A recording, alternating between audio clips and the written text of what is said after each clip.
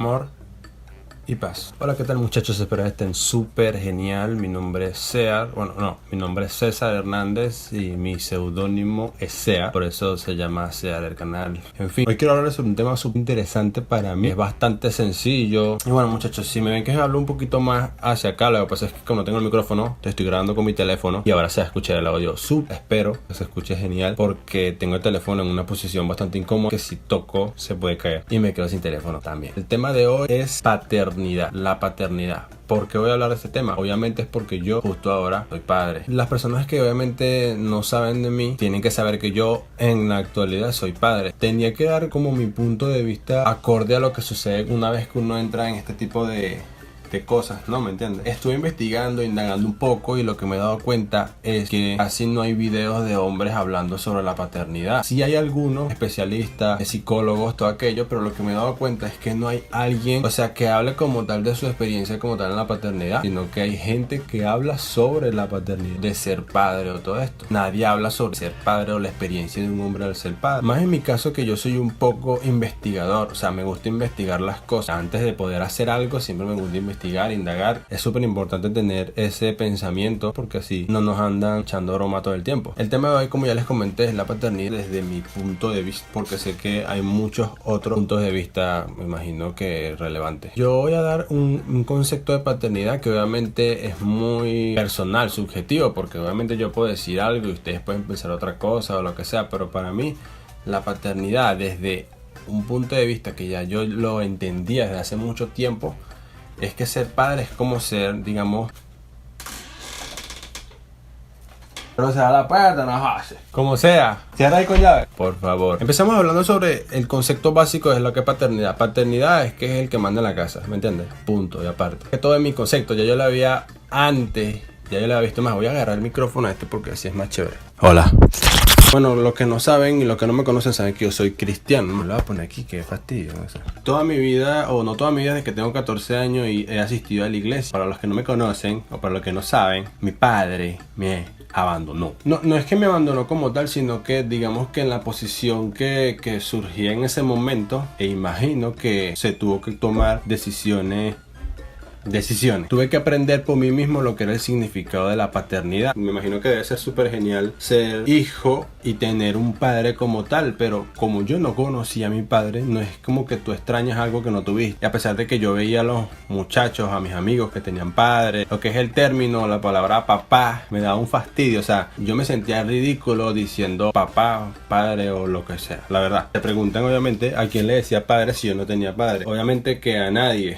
Pero el simple hecho de yo imaginarme que estoy diciendo esa palabra era completamente ridículo en mi sentido. Poco a poco yo fui como que sanando, buscando arreglar esas piezas, porque obviamente lo normal, lo que se debe según los principios de la Biblia es que esté el hombre y la mujer, esté marido y mujer, papá y mamá. Y bueno, cuando tú creces en un ambiente donde solo está mamá, digamos que es un poquito más complicado. Gracias a Dios, yo siempre digo que gracias a Dios, de verdad, yo me conseguí con personas, me asocié con personas que de verdad me ayudaron mucho. Eso fue lo que es la gente de la iglesia, lo que es mis mejores amigos, que es Alejandro, Miguel y Gabriel, que a lo mejor ni ven mis videos los ridículos eso, pero I love. Y yo aprendí la paternidad a través de mi abuelo, de mi padrastro, a través de mi pastor. Y yo fui más o menos lo que es entendiendo lo que significaba ser un padre como tal. Y obviamente mi relación con Dios influía mucho, pero eso es otro tema que más adelante les diría. Lo que yo logré ver es que alguien que es padre es alguien que tiene una gran responsabilidad, tiene una gran responsabilidad con su familia. Y es alguien que tiene que estar dispuesto a pagar el precio, sea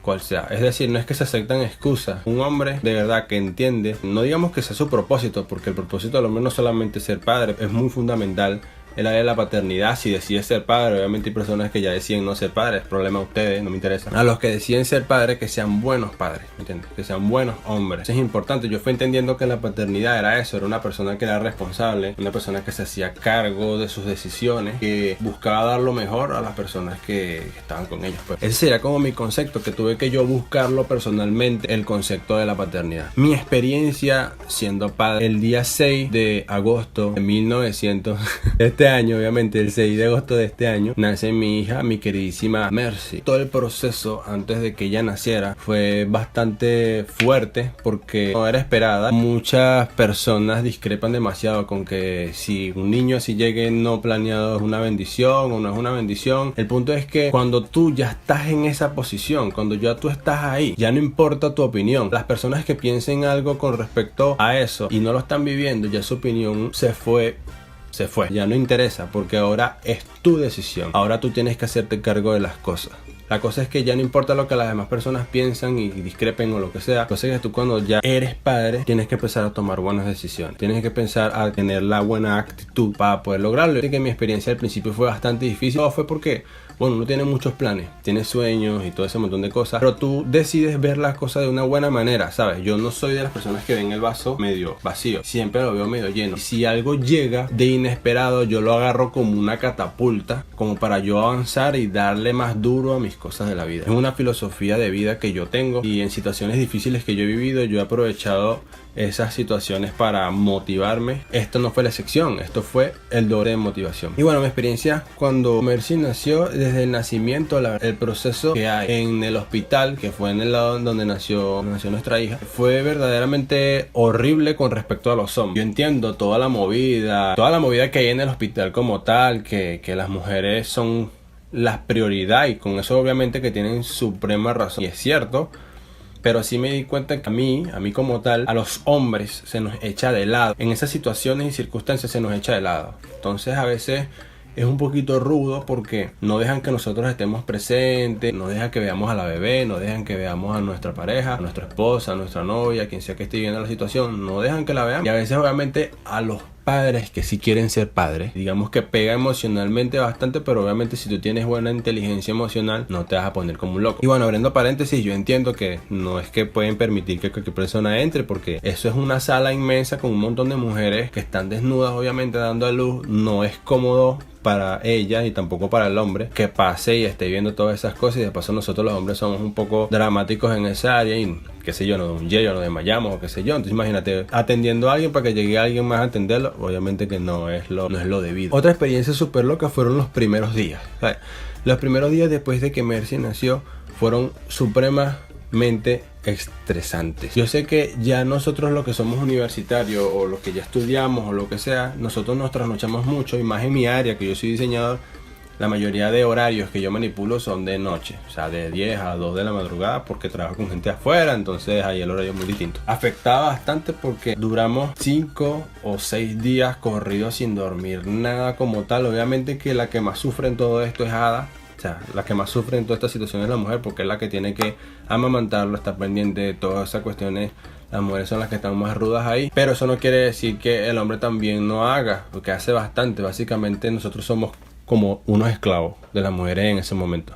Lo que sea que ella diga se tiene que hacer al momento que ella la diga. Y otra cosa que me he dado cuenta es que, mira, el hombre cuando está presente la mamá y por ejemplo está presente la abuela por parte de papá o mamá, el hombre pasa a ser básicamente un perol inútil. De verdad es un inútil que está ahí, porque primero tú no sabes nada, tienes miedo, estás temor, estás ahí nervioso, y están las personas que tienen, digamos, que experiencia, que son tus abuelos, son tus mamás. Entonces está tu esposa está ahí acostada con la bebé, entonces tú te quedas como que bueno, o sea, no haces nada porque tú dices, ellas se encargan, y si tú haces alguna cosa tonta, obviamente que lo vas a hacer porque eres nuevo, vas a recibir la funada más horrible de tu vida. Es inevitable, básicamente. Bueno, en fin, sabemos que la paternidad es algo bastante extenso y complicado, y sabemos que desde que inicia no tiene fin. Podemos decir que es sempiterno, pero no, o sea, porque tienes fin en algún momento, tú en algún momento vas a morir. La cosa es que desde que inicia no tiene un fin como tal, porque hay personas que dicen, no, son los primeros días que vas a vivir tal cosa, y después que pasan los primeros días, no, ese es el primer mes, después que se pasa el primer mes, esos son los primeros 6 meses, pasan los 6 meses, ese es el primeros años, primera década, el primer siglo. Siempre hay un primer de algo, y entonces al final va a haber un primer de todo, ¿me entiendes? Y es como un proceso que no va a tener fin como tal, pero como les digo, es bastante emocionante. Y para cerrar, bueno, quisiera dar algunos tips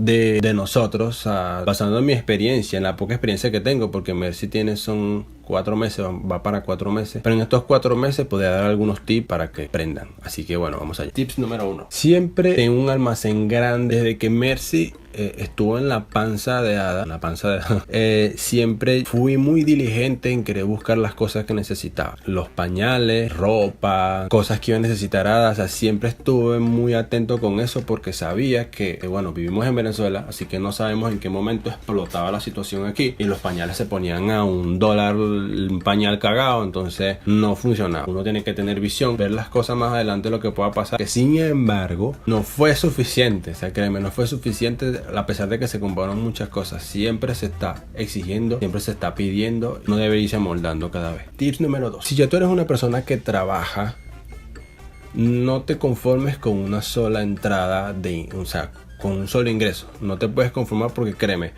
no es suficiente, vas a estar ahorcado. En este caso yo siempre insto a las personas de que tengan varias entradas, si sean más de 2 o 3, es bueno que puedan aprovecharse de eso. Hay personas que me dicen, no, pero es que yo trabajo 24/7 en una carnicería, qué sé yo. Bueno, yo lo que siempre le digo es que tú tienes teléfono, tienes internet o tienes datos, entonces aprovecha de hacer algo por internet que te produzca 2 horas al día, que te produzca algo más, porque créeme, tener un solo ingreso, a menos que sea muy buen ingreso, pero tener un solo ingreso muchas veces no es suficiente. Tip número 3. Esto creo que es más que obvio, creo que es súper obvio, pero veo que es importante también comentarlo. Es que hay que ser paciente, muy paciente. Yo me he considerado una persona paciente en muchas áreas de mi vida. Lo que pasa es que eso no era que yo era así desde el principio. Yo antes era la persona más impaciente de todas, la persona más amargada de todas. Me gustaba siempre tener la razón, peleaba mucho. Fue así, de una manera muy amargada en toda mi vida. O no toda mi vida, digamos que cuando era un poco adolescente. Una de las cosas que me ayudó mucho a tener paciencia, obviamente después que yo llego a los caminos de Dios, los caminos de nuestro Señor. Yo llego a los caminos del Señor y creo que cuando yo acepto a Jesús en mi corazón, Él empezó a tratar eso porque yo se lo dije. Fue como que él entró y pasó. No, sino que entró y yo empecé a decirle a Dios, yo quiero cambiar mi vocabulario, yo quiero cambiar mi forma de ser. Dios ayuda, yo no quiero volver este episodio algo cristiano evangélico, pero es inevitable que no les hable de esto porque de verdad ayuda mucho tener a Dios de nuestro lado, o que nosotros estemos del lado de Dios. Anyway, eso me ayudó bastante.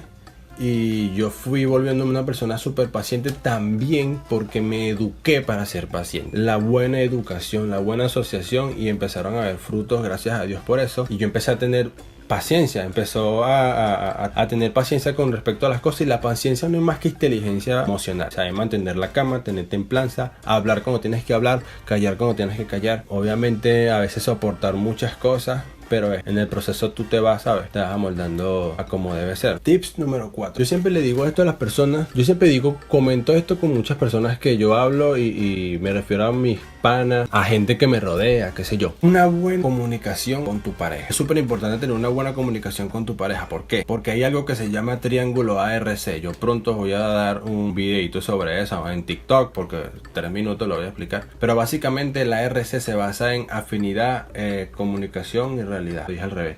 ARC. Afinidad, realidad y comunicación. Y ese es como un triángulo. O sea, la mayoría de cosas se expresan en triángulos. O sea, Padre, Hijo, Espíritu Santo, las pirámides de Giza. No recuerdo más nada ahorita, pero hay bastantes cosas en triángulo. Y habla de que la afinidad, la realidad y la comunicación son los pilares claros de las amistades, de los noviazgos, de los matrimonios, de los panas, de los cuates, de los compadres. Cuando tú estás hablando con alguien, hay una comunicación, y si se comunican bien, las afinidades crecen. ¿Cómo crecen? Porque alguien, mira, pero tú viste, por ejemplo, que el Argentina ganó. Y dice, sí, chamo, qué bueno que ganó. Sube la afinidad, sube la realidad. Sube la realidad quiere decir que ahora ustedes dos están de acuerdo, que tal vez quieren que Argentina gane el mundial o mínimo llegue arriba. Pero, por ejemplo, si tú dices, ¿sabes que Argentina ganó? Y te dice, a mí no me pareció que Argentina ganara. Para mí, Argentina estaba jugando muy mal, no sirve para nada y no sé qué.